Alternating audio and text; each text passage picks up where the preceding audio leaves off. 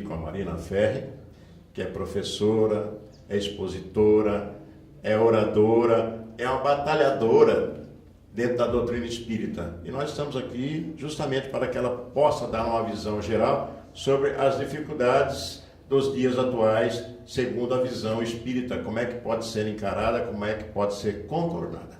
Bom dia, Marina Ferri. Bom dia, Rui, bom dia, amigos. Realmente, a ideia deste encontro é de falarmos da posição do espírita diante as dificuldades do mundo atual. E nós temos refletindo o mundo atual, sabendo de tudo que está acontecendo, os noticiários que aparecem, às vezes parecem coisas que nos deprimem, porque pensamos que o mundo não tem solução, que o mundo não tem jeito. Mas é um engano de nossa parte, porque quando nós lembramos do mundo há 2000 anos atrás, nós vamos ver quando a figura de Jesus se faz entre os homens, a necessidade era a mesma, ou similar à que vivemos agora. Talvez escala menor, talvez escala maior, não sabemos nem dizer. Mas nós sabemos que Jesus se ocupou de atender a solicitação dos necessitados que o buscavam. O Sermão do Monte de Jesus é perfeito, porque ele chama a atenção a respeito das dores humanas. O homem, de um modo geral, sente aflições, angústias, dores, e ali no capítulo 5º do Evangelho segundo o Espiritismo, que é o maior capítulo contido nessa obra, é um sinal de que as aflições são mesmo as maiores dores que nós temos, que as angústias, as doenças, elas nos afligem muito. Os Espíritos se ocuparam demais em analisar esse aspecto da vida. Então Jesus é o modelo no momento da vivência do Sermão do Monte, e quando ele inicia, bem-aventurados que choram, porque serão consolados. Bem-aventurados que têm aflições, porque as aflições serão solucionadas. Bem-aventurados aqueles que de alguma sorte sofrem pela questão da justiça, sofrem injustiça humana, eles ganharão o reino dos céus. Então, quando Jesus falou tudo isso, ele falava nesses dois aspectos, das nossas dores materiais e dores espirituais, e que para tudo haveria um remédio. Então, qual a condição de Jesus dizer isso? Ele está falando que muitas das nossas dores atuais, aflições, angústias, esse aparente caos que nós vemos na humanidade, muito disso é provocado por nós mesmos, em razão do nosso modo de ser. O egoísmo, o orgulho, a vaidade, tudo isso que corrompe o ser humano e que arrasta o ser humano a medidas não felizes, nem para si, nem para os outros.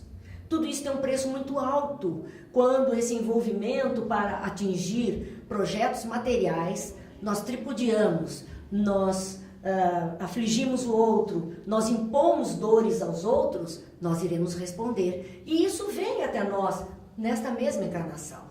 Mas existem situações que são causadas pelo nosso passado, que estamos trazendo nesta reencarnação para solucionar o problema.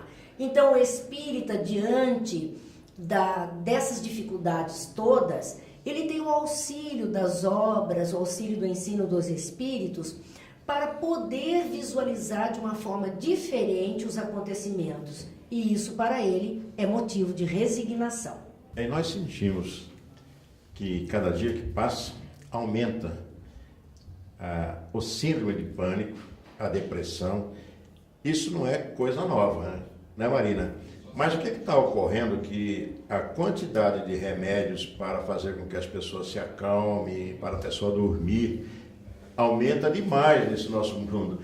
E tem remédio para essa depressão, para essa síndrome de pânico que está ocorrendo com tanta gente no nosso Brasil de hoje? Olha, Rui, nós acabamos de dizer que o Espiritismo nos dá razão para a resignação. E essas doenças, em princípio, são pela ausência da resignação ou de adaptação às condições de vida. Então, quando nós não conseguimos compreender os fatos, e quando os fatos não saem do jeito que a gente gostaria que fosse, o resultado é que nós começamos um bombardeio mental espiritual, um desequilíbrio de tal forma que o corpo físico passa a ser atingido.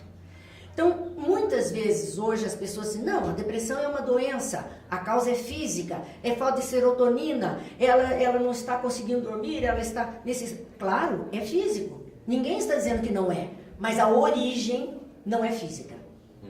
A origem é essa desacomodação do espírito. Normalmente, o depressivo é uma criatura extremamente orgulhosa, embora nesta encarnação ela possa até não ser. Mas ela é um espírito que vem vindo uma trajetória de orgulho tão grande, e um orgulho no sentido de que a vida tem que ser do jeito que ela entende que é. Que os fatos têm que transcorrer do jeito que ela acha que devem ser. E que a vida deve dar respostas aos seus anseios do jeito que ela entende que é o correto. Quando ela não consegue isso, não consegue tecer a vida exatamente do jeito que ela queria, ela começa a ficar insatisfeito. Ela sofre dessa inadaptação a uma vida diferente. Por conta disso, o espírito, nós estamos falando em espírito, sensações do espírito, emoções da alma.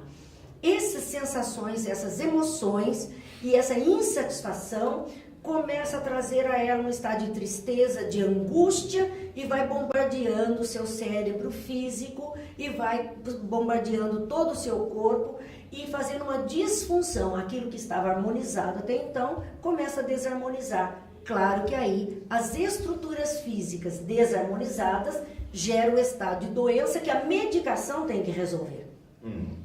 Então nós temos que ter muita consciência de que precisamos de medicação, sim, quando estruturas físicas estão descompensadas, estão fora da sua normalidade. Mas precisamos combater a causa, porque aquilo é só um reflexo. A causa é o espírito inconformado. Então a doutrina espírita, meus amigos, ela vem nos dizendo que as causas, como dissemos, podem estar nesse passado nosso, pode estar no nosso presente, ou seja, está no nosso modo de ser, de ver a vida e de agir na vida. Quando nós não nos adequamos, quando nós não procuramos mudar, nós temos dificuldade. Nós temos uma fala da nossa atualidade que diz assim, que nós fazemos sempre as coisas do mesmo jeito e queremos ter uma resposta diferente. Ou seja, nós não queremos mudar nada em nós, nós queremos que tudo mude em torno de nós. E que nada mude. Só que se eu faço do mesmo jeito, gente, não tem como vir uma resposta diferente. Se eu faço um arroz do mesmo jeito, colocando a mesma quantidade de água, eu corro o risco desse arroz sair papa a vida inteira. E não é a qualidade do arroz, é meu excesso de água. Se eu puder adequar, mudar o meu costume, eu vou ter arroz soltinho. Se você chora, você vai ser consolado, suas lágrimas serão secadas. É interessante observarmos essa fala de Jesus. Primeiro passo interessante. As pessoas estavam ali procurando Jesus. Já é o primeiro passo para a cura, para alívio das dores. E quando a gente está procurando, é sinal que já nós começamos a praticar a humildade. Com certeza, com certeza. E quando nós vemos, olha, as pessoas estavam sofrendo. O que? A época de Jesus. Eram os sem teto, na nossa época, não tinham casa. Eram aqueles que não tinham a Bolsa Família, estavam morrendo de fome. Eram aqueles que estavam em condições miseráveis, difíceis, ou perseguidos por causa das suas crenças, como hoje ainda acontece nos nossos noticiários. E os doentes, claro, porque isso tudo não tinha um plano de saúde, não tinha um SUS melhorado. Então, parece que a história é a mesma, num painel um pouquinho mais atualizado. Mas eram essas pessoas que poderiam ter procurado os doutores da lei, não procuraram. Eram essas pessoas que poderiam ter procurado os curadores da época, não procuraram. Elas talvez estivessem cansadas de não ter o atendimento ou não ter a resposta. Então elas foram procurar Jesus, que era aquele que surgiu como uma esperança, como uma possibilidade de melhoria.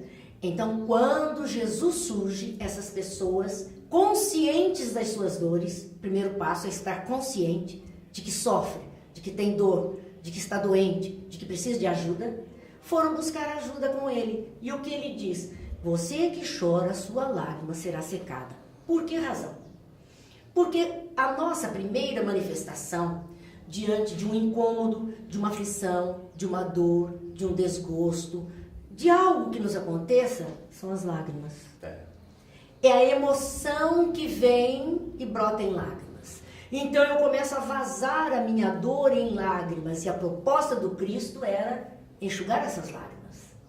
Que esse estado de angústia interior, de aflição, de desconforto, se transformasse em algo de esperança, de vida, de poder fazer diferente. Então ele será assim. Ele propõe para todas essas dores mudanças. E então é com essa ótica que o Espiritismo vem até nós mostrando que a não resignação, a nossa não aceitação, a nossa desesperança, muitas vezes, poderá nos levar, meus amigos, a caminhos complicados de suicídio ou de loucura. Muitas pessoas, diante da aflição, suicidam-se. Outras enlouquecem. Por conta disso, nós temos que nos fortalecer para enfrentar esses dissabores da vida naturais que o planeta está vivendo, sem corrermos para um ou outro caminho, sem fraquejarmos. E então há uma proposta no próprio Evangelho, nesse capítulo, onde diz: será que devemos auxiliar as dores alheias, a libertar o outro das suas doenças, das suas aflições? E o Evangelho nos explica que, embora estejamos nós todos envolvidos em passar por situações que necessitamos para aprender, nós precisamos estender as mãos a todos aqueles que conosco caminham. Nós agradecemos então a Marina, que deu para a gente uma lição de como nós devemos entender as nossas dificuldades e as nossas felicidades atuais. Marina, muito obrigado pela sua atenção, e estão aqui os microfones para as suas despedidas, que embora não queremos que seja despedida, né? Eu estou aqui de mãos estendidas, me entregue para eu dizer obrigada, obrigada a Jesus, obrigada aos amigos, obrigada à oportunidade, obrigada a você que está aí nos assistindo. Que Deus nos abençoe e nos conceda a todos uma vida mais feliz. E nós agradecemos a Marina Ferri, que nos deu uma lição de como suportar os dias atuais. E também entender um pouquinho mais da doutrina espírita. Olá pessoal, esse é o Vivência Espírita. Estamos aqui para mais uma entrevista a gente tem o prazer de receber o nosso irmão Ari Rangel, que sempre participa do nosso programa de rádio, ele sempre entra lá, comenta. O Ari, ele é um médium aqui de Tremembé, trabalha na casa de Eurípides Barçanufo e vai nos prestigiar agora com a sua entrevista para a gente falar um pouco sobre mediunidade, sobre espiritualidade, sobre espiritismo e muito mais sobre alguns trabalhos que ele vem executando. Ari, bom dia.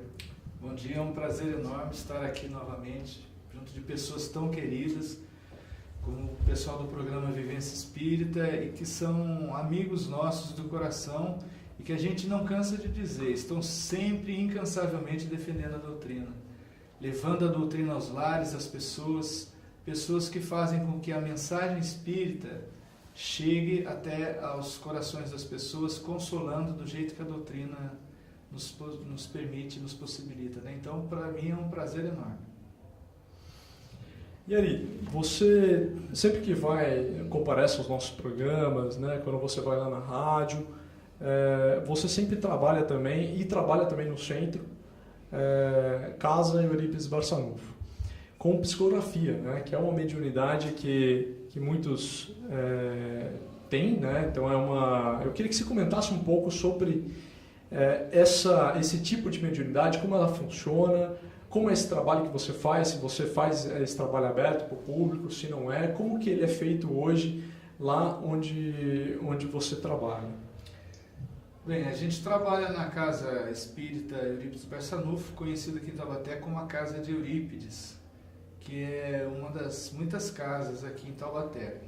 E nós desenvolvemos esse trabalho tanto privativamente, né, em trabalhos fechados, mas nós temos também o trabalho público, que é realizado aos sábados à tarde, onde via de regra acontecem mensagens de entes queridos, familiares, né? Então, esse trabalho de psicografia já tem alguns bons anos e, graças a Deus, a mediunidade psicográfica, ela possibilita esse intercâmbio, esse correio mediúnico, esse correio fraterno, né, consolando as pessoas. E nós muitas vezes nos impressionamos com a possibilidade que a doutrina enseja para todos nós que trabalhamos nas fileiras espíritas, onde a gente vê o quanto é grande essa doutrina, o quanto ela é consoladora, né? E a maioria das pessoas, às vezes, sequer tomam contato com a doutrina e procuram. Aí, a partir desse momento, elas começam, então, a buscar o conhecimento espírita, né? Conhecer o modus operandi da mediunidade, por que aquilo acontece. Então, nós temos a felicidade, a alegria de estarmos nessa seara, embora reconheçamos ainda que estamos muitíssimo longe do ideal.